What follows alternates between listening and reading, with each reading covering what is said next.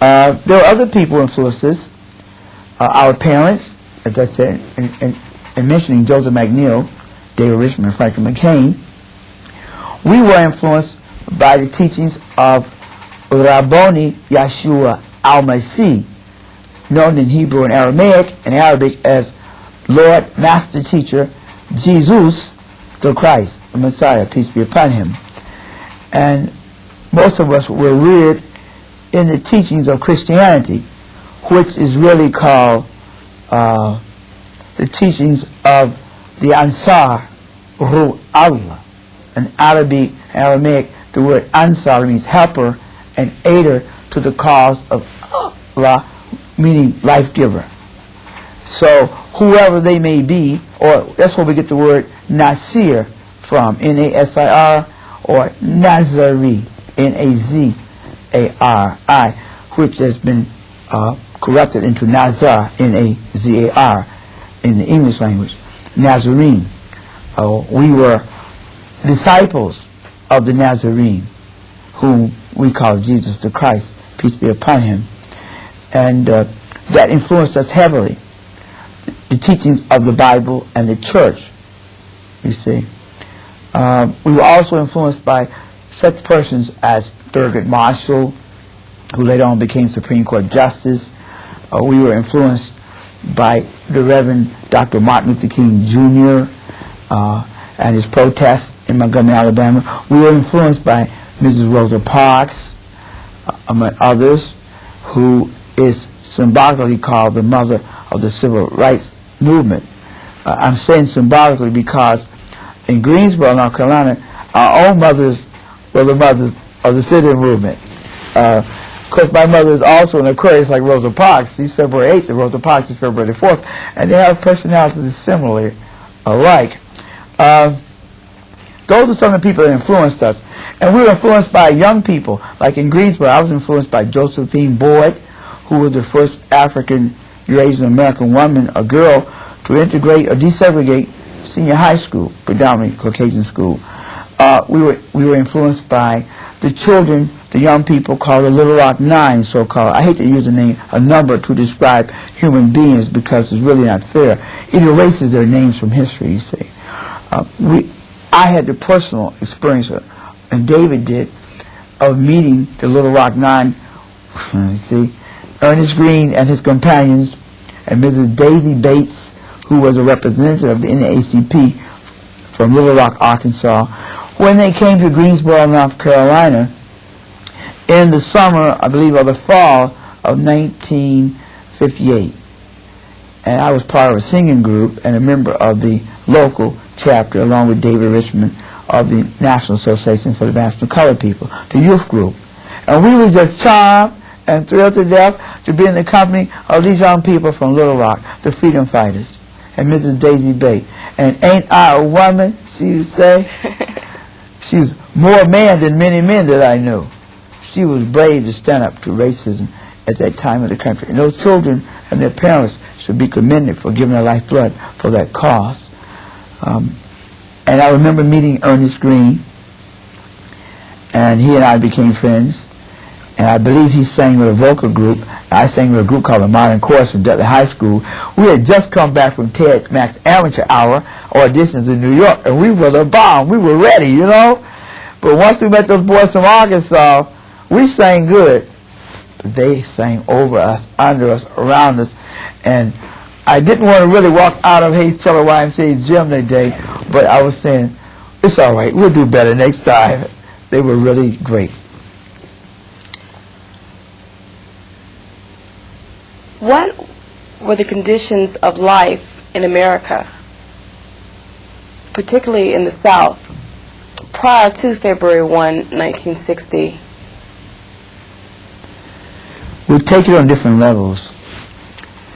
Politically speaking, people of African or Asian descent, so-called Negroes or colored people, or Creoles or Indians, or mixed bloods or quadroons, whatever they call us, we were denied most of our rights as American citizens. We did not have the right to vote in most of the southern states and some northern states.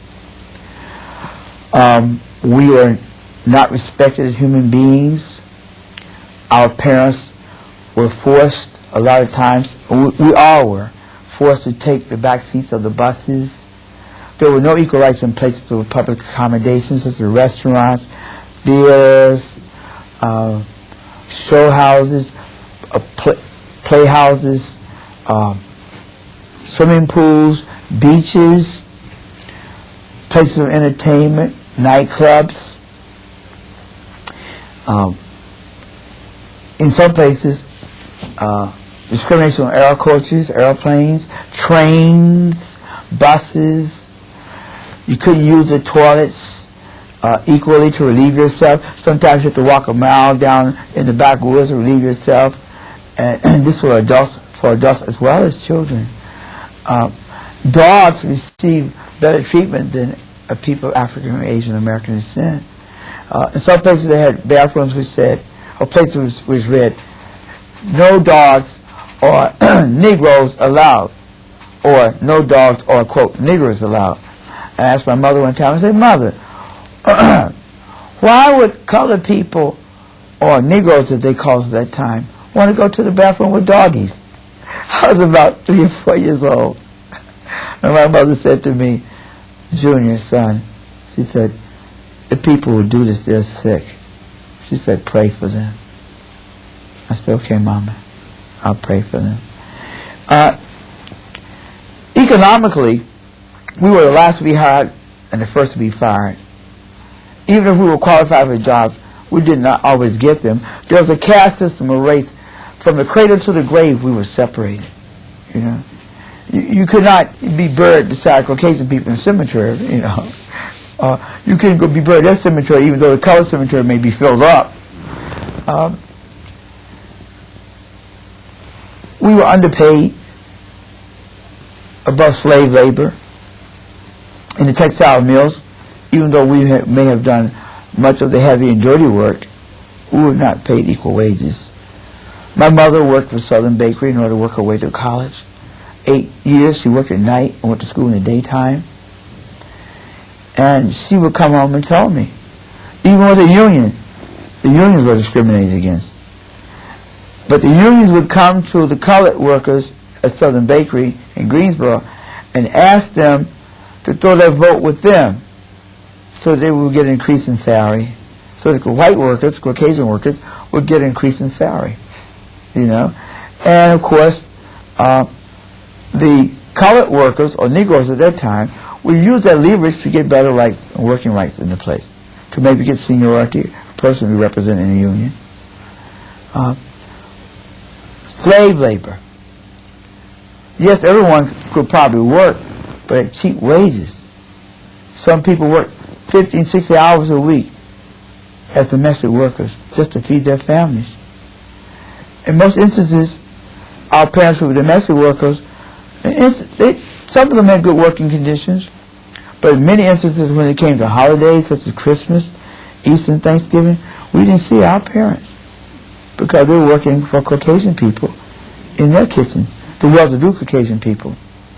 My mother, God bless her soul, and my grandmothers, they did all the things that was honest to help equal my father's work and pay as a carpenter, as a teacher, to help make a livelihood and to feed her family, take care of her children. She worked as a domestic worker. She wasn't ashamed of that. She worked her way up in the system, you know, and she's not willing to, and today, she's not willing to roll up her sleeves and do housework, which she does. That's why her home is so clean and beautiful, you know. She's done many good things. My mother worked as a maid, Superintendent Ben L. Smith, and his wife's maiden name was Sally, I think, Blair. So when I was born, they came to visit me for my christening. But Superintendent Smith was a great man. He was Caucasian. He ran the Greensboro public school system, and he encouraged my mother to go back to school to get her college diploma. There was a good working relationship. They were very kind and wonderful people to my mother and to my father.